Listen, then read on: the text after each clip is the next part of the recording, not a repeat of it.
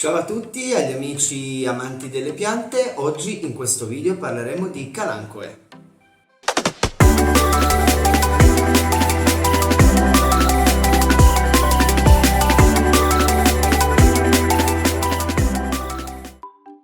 Le calancoe fanno parte delle crassulacee, quindi di conseguenza sono anch'esse succulente, quelle che noi definiamo piante grasse. Sono piante che normalmente salgono a fusto eretto o in alcuni casi rampicanti, raccolgono fino a 200 specie, sono normalmente originarie del Madagascar o alcune specie dall'Africa tropicale. E rispetto alle normali piante succulente, queste necessitano un po' più di calore. Allora, piccola premessa, io ovviamente sono qua per spiegarvi quella che è la mia esperienza e darvi consigli in base a quella che appunto è la mia esperienza, in positivo e in negativo. Come vedete qua, queste sono tutte calancoe, quindi di conseguenza ovviamente tutte diverse.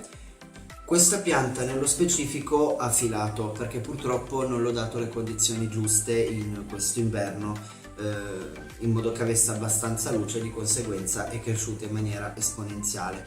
Ecco, quindi diciamo che io vi do i consigli sempre sulla mia esperienza. Ovviamente prendete spunto, ma ricordate che io sono un appassionato e non un professionista, di conseguenza anch'io alcune volte purtroppo, come è successo qui, posso sbagliare. Però diciamo che tutto fa esperienza, quindi spero con questi consigli che vi darò oggi riguardo queste piante qua voi possiate, ecco, prenderne spunto per sicuramente curare meglio le vostre piante.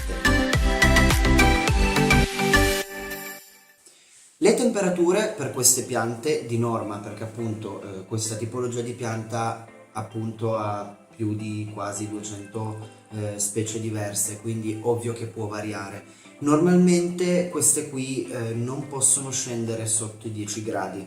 Diciamo che ci sono anche alcune piante che possono arrivare a 1 grado, 2 sotto lo zero, non di più, in serra fredda, ovviamente riposo vegetativo senza annaffiature, però normalmente molte sotto i 10 gradi già inizierebbero a patire. Quindi quello che posso consigliarvi è in questo caso già in tardo autunno, inverno, a seconda di dove abitate, di metterle al riparo all'interno dentro casa, perché molte negli anni, quando ho provato a metterle in serra fredda, diciamo che comunque o pativano veramente tanto e le salvavo proprio all'ultimo, oppure normalmente muoiono e non ce la fanno.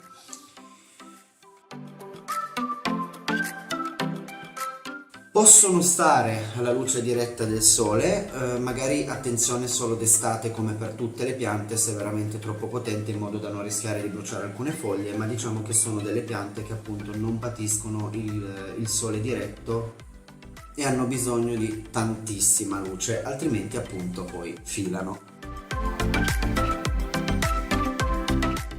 Il terreno invece, come per molte piante grasse, richiede un tipo più sabbioso. Io per esempio utilizzo un terreno specifico per piante grasse, un precomposto praticamente, che ha un po' di terra, un po' di sabbia già al suo interno, le aggiungo anche un po' di perlite, aggiungo anche qualche pietrolina, sasso, comunque delle pietroline molto piccole, quelle che utilizzo già normalmente per le piante grasse, e anche un po' di argilla espansa. Mi raccomando, il terreno per queste piante deve essere super drenante, proprio perché anche queste piante, come quasi tutte quelle grasse, non amano i ristagni idrici, ma oltretutto richiedono veramente molte poche annaffiature. Quindi anche il terreno umido bagnate solo quando è completamente secco. Fate attenzione che non sia secca solo la superficie, ma che sia ben asciutto fino giù in fondo. Quando le temperature scendono richiedono sempre meno acqua, quindi fate attenzione a questo, perché sono veramente, molti le definiscono facili da coltivare. Ahimè, per me non è andata proprio così, nel senso, negli anni io, per esempio questo tipo qua, che dopo vi faccio vedere nello specifico con i nomi, l'ho coltivata tantissime volte. La prima mi è stata regalata da mia nipote quando avevo 19-20 anni. non riuscivo a farle sopravvivere, proprio non riuscivo, le ho trovate tra le più complicate di tutte, invece so che per molti è semplice. Ovviamente dipende un po' da persona a persona a questo punto, però sicuramente quello che posso dirvi è pochissima acqua solo quando lo richiedono, d'inverno si va a diminuire. Detto questo, direi che con l'annaffiatura ci siamo, quindi mi raccomando, attenzione perché io trovo che patiscano tantissimo. Non amano più di tanto le correnti d'aria, quindi fate attenzione anche a questo, né gli sbalzi di temperatura. Io direi di evitarli, visto che messe riparate dal vento e dagli sbalzi crescono molto più forti, molto più sane. La concimazione, normalmente io vado a concimarle in primavera, in estate principalmente. Diciamo che quando non hanno il fiore vado una volta ogni 30 giorni all'incirca, un concime specifico per piante grasse, molto semplice. Quando hanno il fiore invece per alcune specie vado anche una volta ogni 15-20 giorni a seconda della rapidità in cui il terreno si asciuga. Ovviamente quando sono in fiore richiedono sicuramente una concimazione più frequente. Quando invece non hanno il fiore, di conseguenza potete concimarle anche appunto una volta al mese. Quello che posso dire è che sono a crescita abbastanza rapida, nel senso, io queste qua le ho comprate queste ad agosto e sono già a settembre avevano preso 4 buoni centimetri, anche 5 di altezza. Forse quella che cresce un po' più lenta è questa, ma la andiamo a vedere dopo, però comunque diciamo che non sono, ecco, a lenta crescita, ma direi che in primavera e estate ci danno abbastanza giù, quindi su questo non dovete preoccuparvi.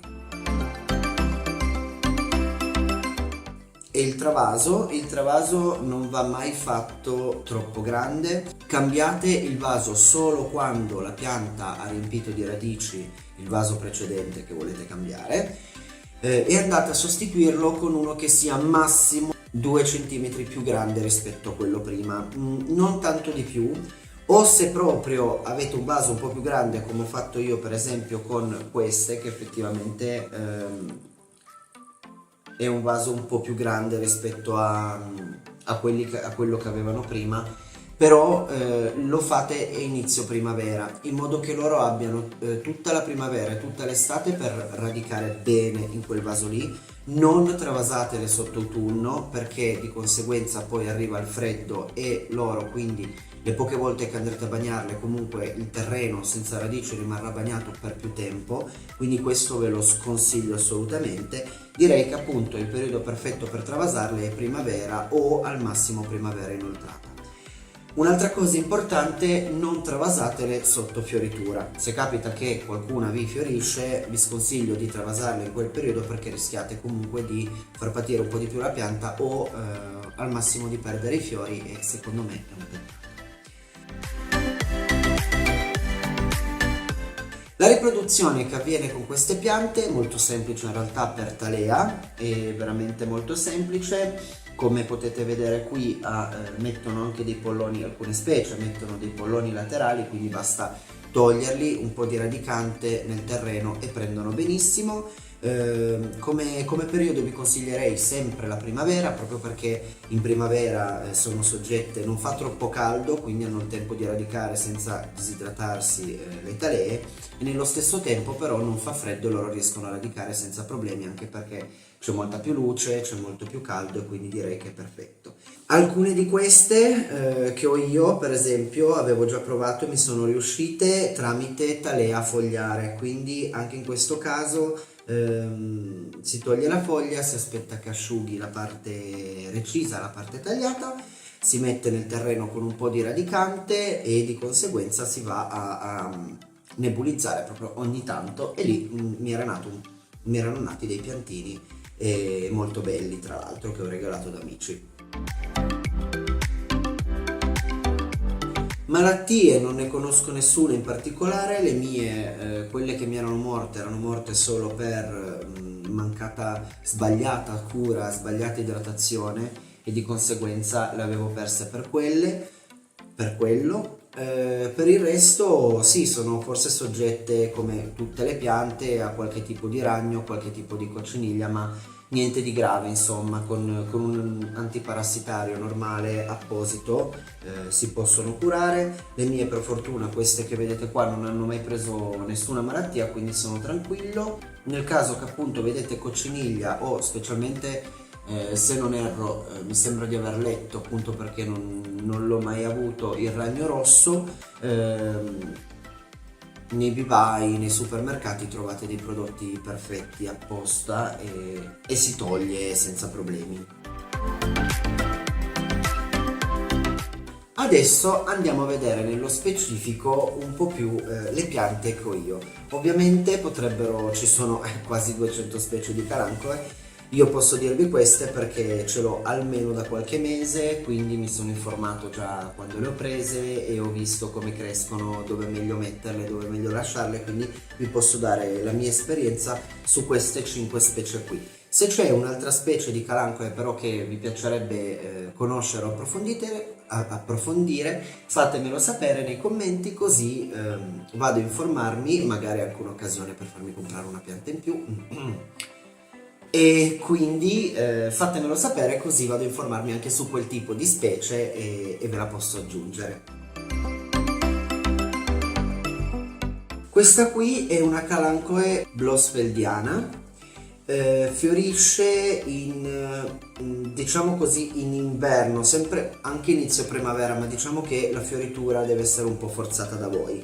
Richiede un 14 ore di buio al giorno e il restante però forte luce, nel senso molta luminosità, altrimenti se voi la lasciaste 14 ore al buio completo per farla fiorire e le restanti ore della giornata alla semiombra, la pianta patirebbe, quindi fate molta attenzione a questo. È una pianta con foglie molto larghe, la fioritura comprende colori dal rosso, bianco, arancione. La mia in questo caso è bianca, su qualche foto ve la metto. Una volta che i fiori iniziano a appassire e diventano, diciamo così, brutti o comunque seccano, potete tagliarla direttamente.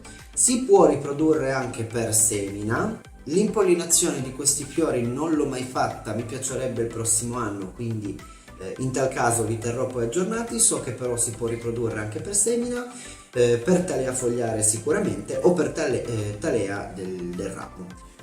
Questa pianta in assoluto io vi sconsiglio tantissimo di farla scendere sotto i 10 gradi, tenetela sempre un po' più su o al massimo appunto a questa temperatura qui. Sotto i 10 gradi inizia a essere molto debole e so che sotto lo zero questa non può stare, perché a me appunto in serra fredda che andava a -2 era morta qualche anno fa, quindi ve lo sconsiglio. Questa è sicuramente la calancoe in cui ho fatto più fatica a coltivare, appunto perché di acqua ne necessita pochissima, proprio solo quando è secco, come vi dicevo prima, fate attenzione a questo, e per il resto direi che va benissimo. A me qua sta facendo i nuovi rametti, quindi sono molto contento.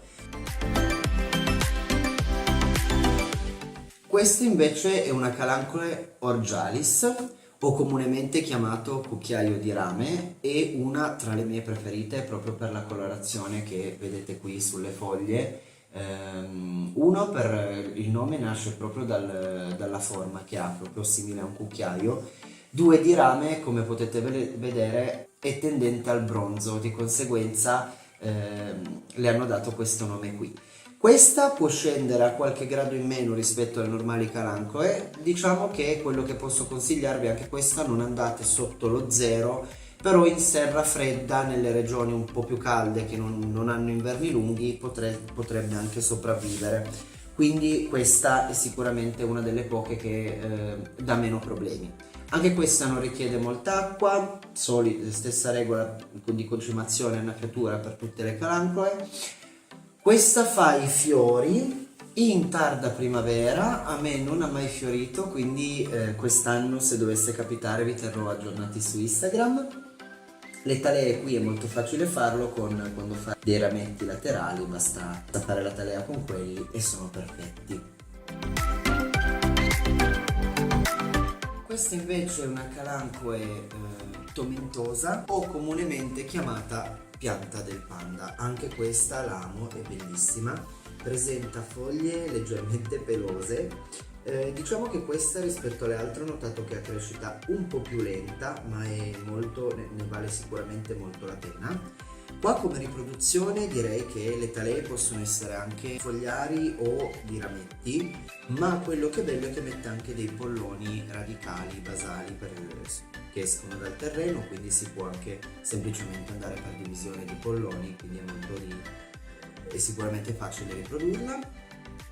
Ho notato che non richiede particolari cure, non ho mai avuto problemi, diciamo che valgono le stesse regole per le calancoe normali. L'unica cosa, appunto, anche questa non la farei scendere sotto i 5-10 gradi al massimo, proprio perché tende a patire anche questa, quindi già sotto i 10 ho notato che inizia ad avvizzire un po', poi sotto i 5 assolutamente ve lo sconsiglio.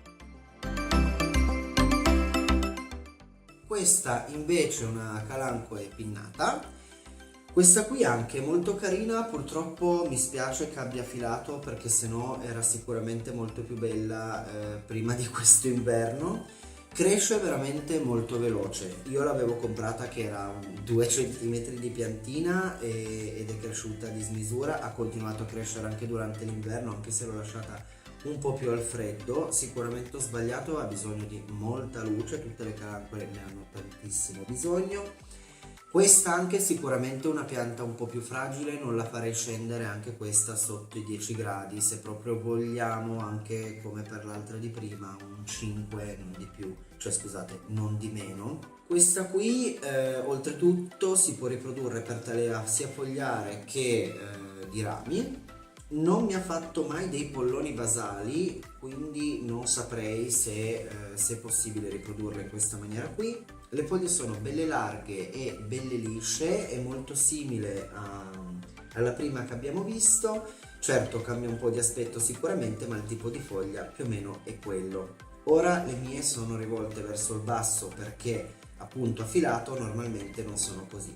In questo caso, come può succedere per la filatura, per dare un bell'aspetto alla pianta, basta andare a recidere il ramo, il fusto dove inizia a essere troppo allungato, un po' più brutto da vedere, si vanno a togliere nel ramo tagliato tutte le foglie in basso, si va a far radicare con una talea, quindi abbiamo una nuova pianta, e la pianta vecchia poi di conseguenza qua da dove ci sono le foglie che escono metterà dei nuovi rametti e quindi diventerà di nuovo un po' più folta.